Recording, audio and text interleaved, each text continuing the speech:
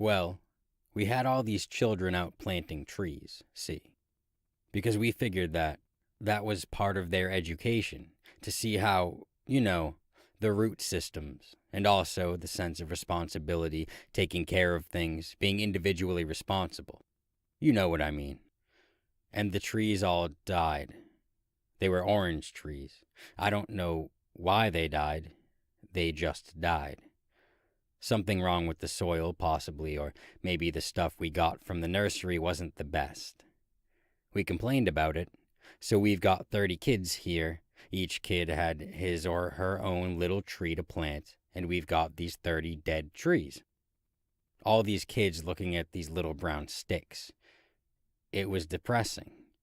It wouldn't have been so bad except that just a couple of weeks before the thing with the trees, the snakes all died. But I think that the snakes, well, the reason that the snakes kicked off was that, you remember the boiler was shut off for 4 days because of the strike, and that was explicable. It was something you could explain to the kids because of the strike. I mean, none of their parents would let them cross the picket line, and they knew there was a strike going on and what it meant. So when things got started up again and we found the snakes, they weren't too disturbed. With the herb gardens, it was probably a case of overwatering, and at least now they know not to overwater. The children were very conscientious with the herb gardens, and some of them probably, slipped them a little extra water when we weren't looking. Or maybe, well, I don't like to think about sabotage, although it did occur to us. I mean, it was something that crossed our minds. We were thinking that way probably because before that the gerbils had died, and the white mice had died, and the salamander. Well, now they know not to carry them around in plastic bags. Of course, we expected the tropical fish to die. That was no surprise. Those numbers, you look at them crooked and they're belly up on the surface. But the lesson plan called for a tropical fish input at that point. There was nothing we could do. It happens every year. You just have to hurry past it. We weren't even supposed to have a puppy. We weren't even supposed to have one. It was just a puppy the Murdoch girl found under a Gristeed's truck one day, and she was afraid the truck would run over it when the driver had finished making his delivery, so she stuck it in her knapsack and brought it to the school with her. So we had this puppy. As soon as I saw the puppy, I thought, oh Christ, I bet it will live for about 2 weeks and that's what it did. It wasn't supposed to be in the classroom at all.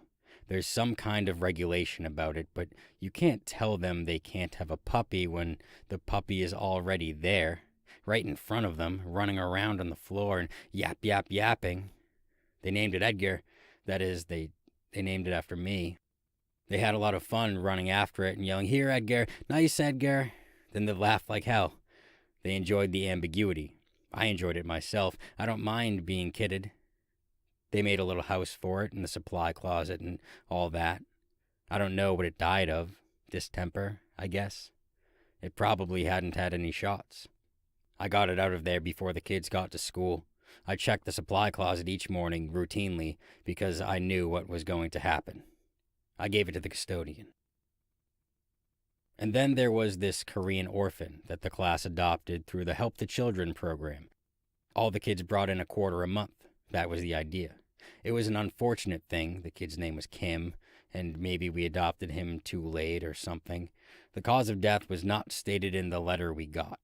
They suggested we adopt another child instead and sent us some interesting case studies, but we didn't have the heart. The class took it pretty hard. They began, I think, nobody ever said anything to me directly, to feel that maybe there was something wrong with the school. But I don't think there's anything wrong with the school particularly. I've seen better and I've seen worse. It was just a run of bad luck.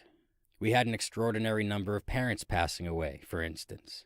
There were, I think, 2 heart attacks and 2 suicides, 1 drowning, and 4 killed together in a car accident, 1 stroke, and we had the usual heavy mortality rate among the grandparents, or maybe it was heavier this year. It seemed so.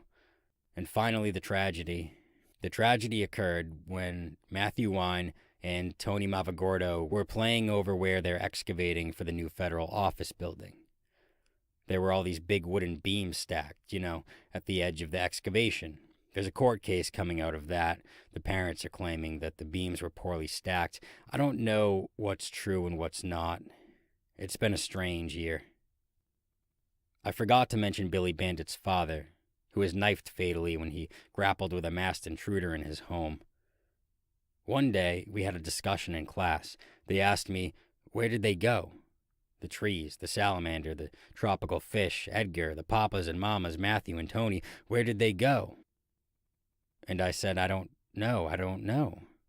And they said, who knows? And I said, nobody knows. And they said, is death that which gives meaning to life? And I said, no. Life is that which gives meaning to life.